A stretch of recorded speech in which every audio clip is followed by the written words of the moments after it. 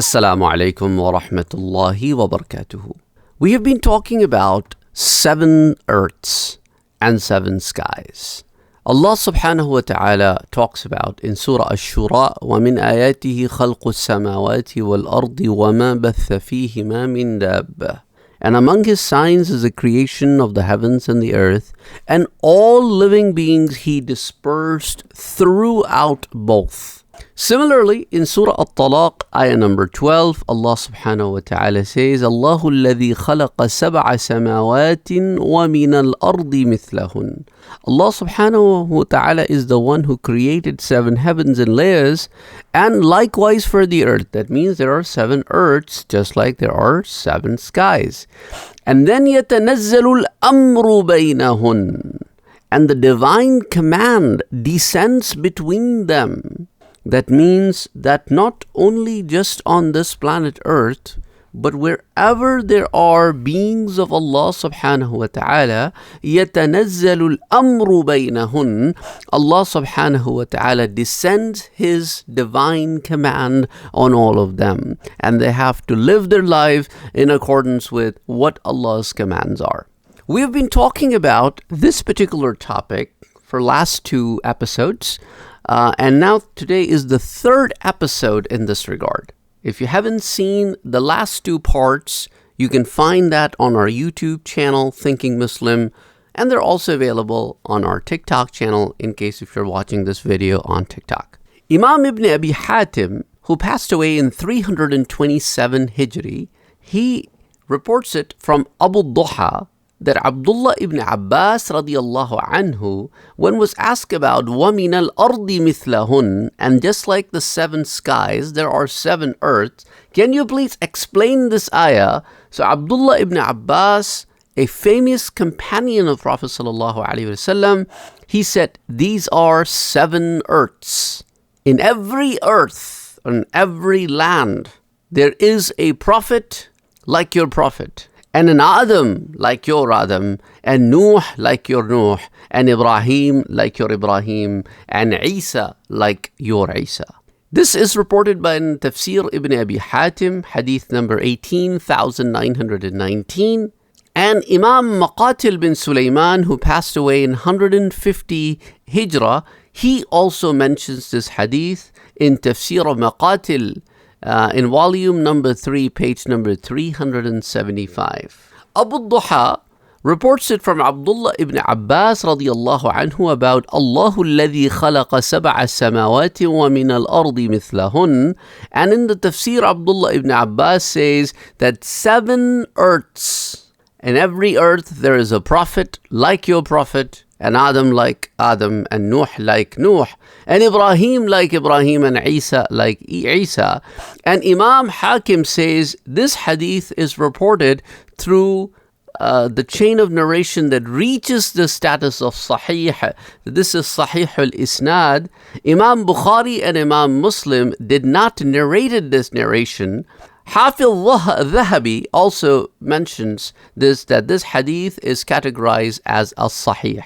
Imam Hakim reports it in Al-Mustadrak, which is his famous work on hadith, in volume number 2, page number 493, hadith 3822. I will be mentioning some of the details about this particular narration with you, and some of you asked me this question also in the chats or in the comment section also, that can you please explain this particular hadith? What exactly does this mean?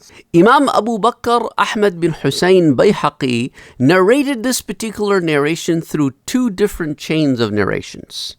One is through Ata bin Sa'ib, all the way to Abi Duha, to Abdullah ibn Abbas radiyallahu anhu, and the second set of narration is through Amr bin Maruza, through Abi Duha, and then Abdullah ibn Abbas radiyallahu anhu.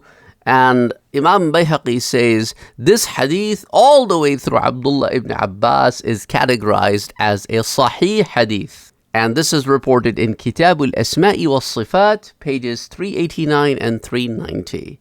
On the other hand, Allama Abdul Rahman bin Ali bin Muhammad Jawzi, who passed away in 597 Hijri, he writes it that his hadith also comes to him through two separate chains of narrations.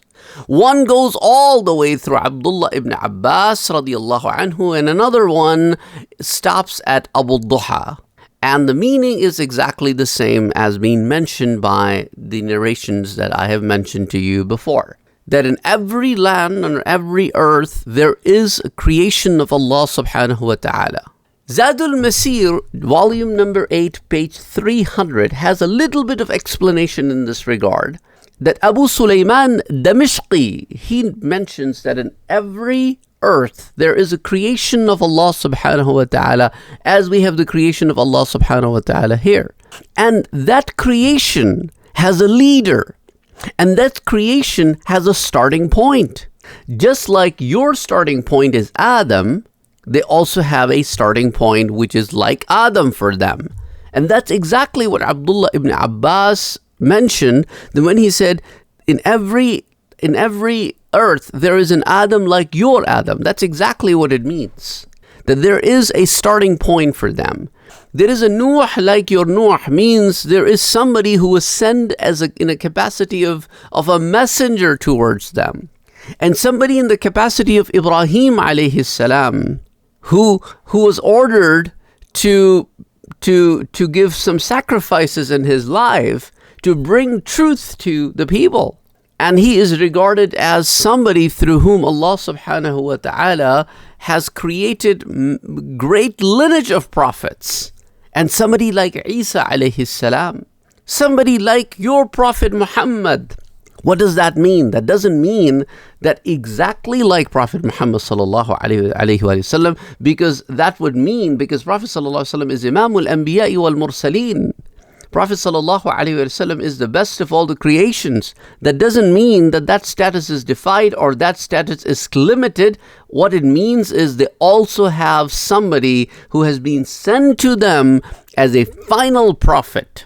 But Prophet sallallahu alaihi wasallam has his own place, and no being can get anywhere closer to that place. Now, this particular narration, as I told you, is backed up by several ulama. But on the other end, there are people like Allama Abu Hayyan Muhammad bin Yusuf Undalusi, who passed away in 754 Hijri, and he says in Al-Bahr al-Muhit, volume 10, page 205, that this is not a Sahih Hadith. So there are people on both sides of this narration. And then if you come to Ibn Kathir, whose name is Imaduddin Ismail bin Umar, he died in 774 Hijrah.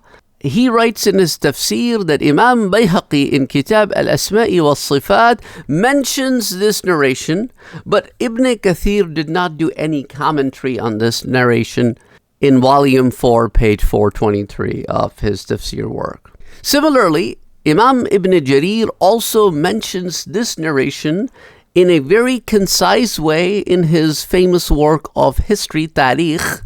And Imam Bayhaqi mentions this in great detail in his book Al-Asma'i was-Sifat. And also remember that Imam Ibn Abi Hatim reports this from Mujahid, who is famous student of Abdullah ibn Abbas, that Abdullah ibn Abbas was once asked to give the detailed tafsir of this particular ayah from the Quran. And Ibn Abbas said, if I give you the tafsir of this particular ayah, you will deny it because you cannot comprehend it, even though it will be truth. And your denial will make you a kafir, because that's what the kafir is, the one who denies. Just because you cannot comprehend, that doesn't mean it doesn't exist. So that's why I would refrain from opening this particular ayah to you. So this is Abdullah ibn Abbas's explanation on this particular ayah. That this is so in-depth, so detailed, you can't comprehend it, you won't be able to understand it. As a result, you will deny it.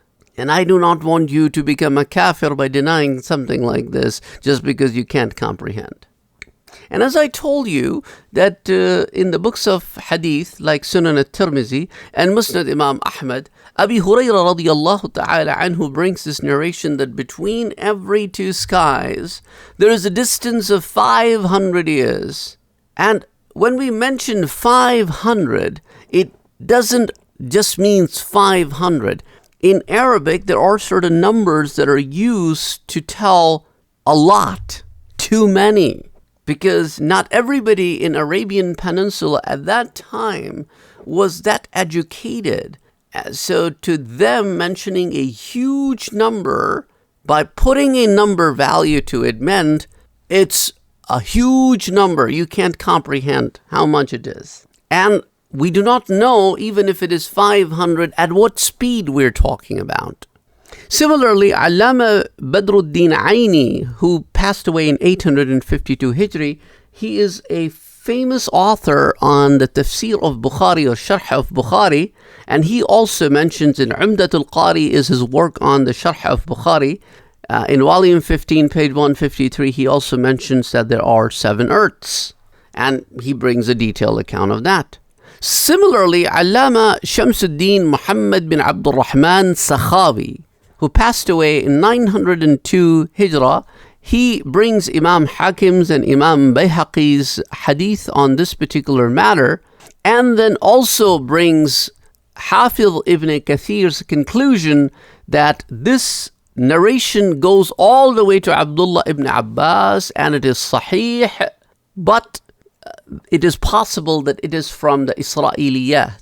That means it is basically taken from the old scriptures. So Al-Maqasid al-Hasana, page number 71.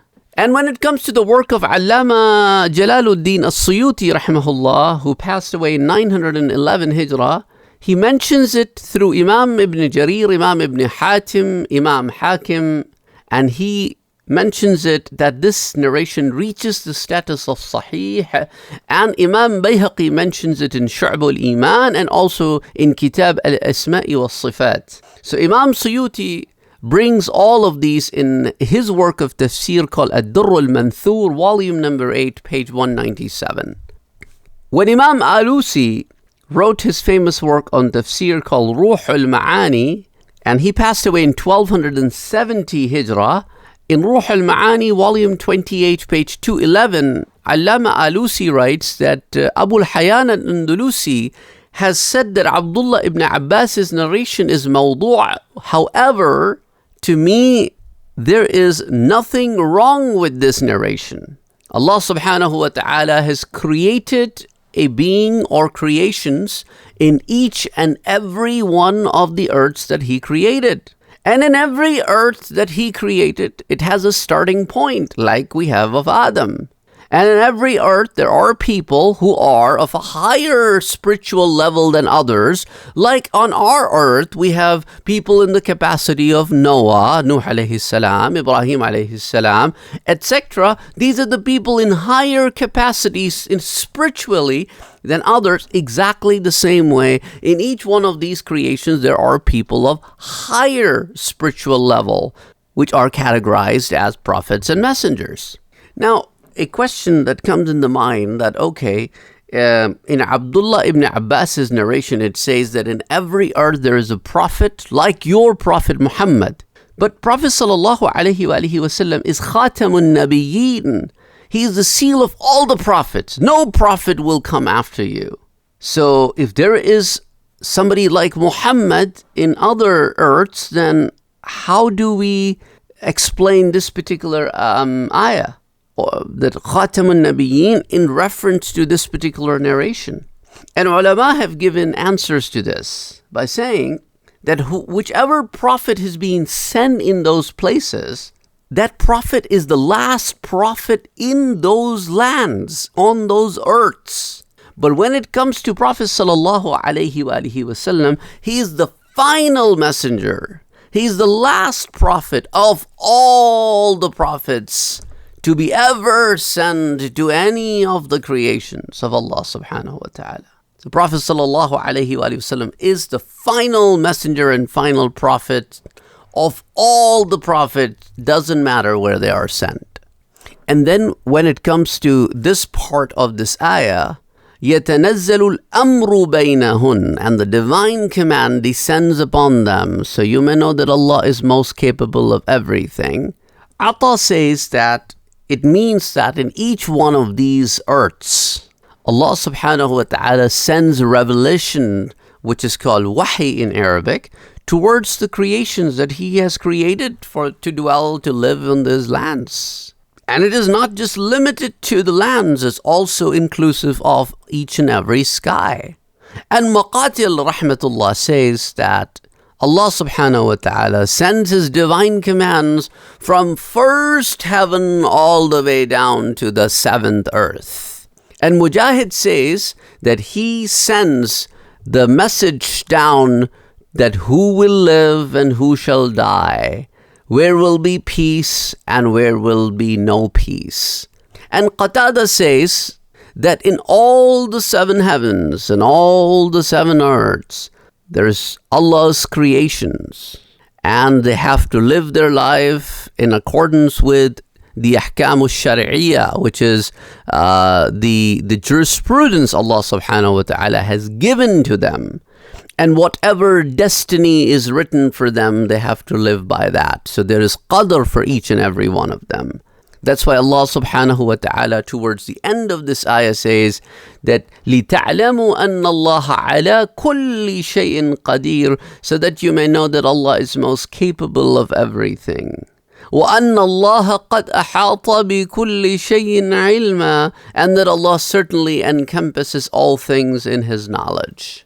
Inshallah, we will continue to talk more about this, but some other time. Till next time, Assalamu alaikum wa rahmatullahi wa barakatuh. Please support us by liking, sharing, and subscribing to our channel. See you next time.